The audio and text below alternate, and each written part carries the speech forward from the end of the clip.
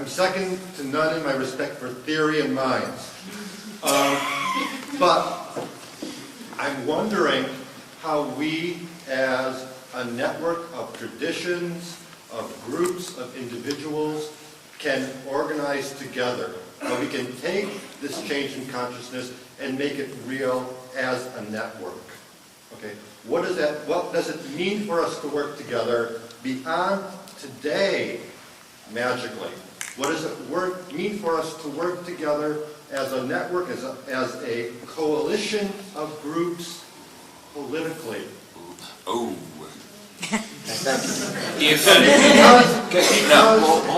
Because the change in consciousness is inadequate if it merely remains on the level of theory.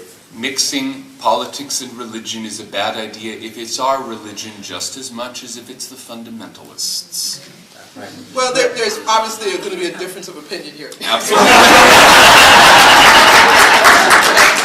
and Marcos knows that. Because I think that part of our work is finding ways to take action.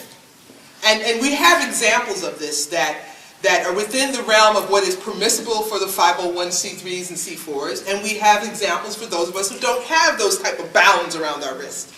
And so the question is what is the way in which you operate?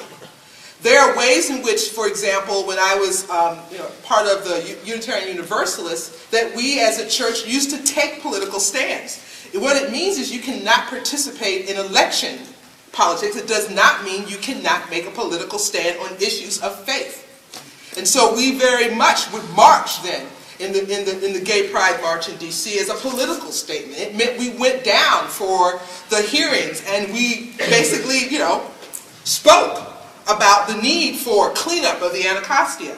Those things are things that are permissible for 501c3s and C4s. The difference is that there are some of us who also have the ability to go to another step, and that is also making sure that the people who are in office are held accountable, and we will remove them if they don't do what we need them to do. So politics is a very large term, but not every piece of politics is not allowed for 501c3s and C4s. So the thing is, you need to know there is some difference. And if you want to look at some of the difference, that look at groups like the UUs. They make political statements. They'll put things in papers that says that we want compassion used as much as the regard for the immigration issues as the needs for finite resources. That's a political statement, but it's a statement based on faith. And so I think that part of I have this spiel, and some of you have heard this rant, that we need to not take as our template the structures and the forms that are specific to the Christian and other groups that are part of the American system. What we need to do is what someone said is not change minds, but open them. We need to change some of those because it unduly handicaps us for being full participants in the American dialogue. And that's part of the issue with making the ability to speak as witches, that's an important thing for us. And we need to not settle for putting gags over our mouths and chains over our hands and feet. There are ways we can be active participants that does not require us to violate our laws and our tax filings. But we need to find those ways. But it's not just political in the sense of political with the political system. It is very political to go out and stand in front of a home Muslims who have been hurt. It is very political to stand out and hold a candlelight vigil in the place where people were the victims of hate crime. Those are concrete actions that people of faith can take every single day. And we need to expand our understanding that politics means the dynamics of human interaction. And that we as pagans need to step up to that because we have so much we can bring to bear.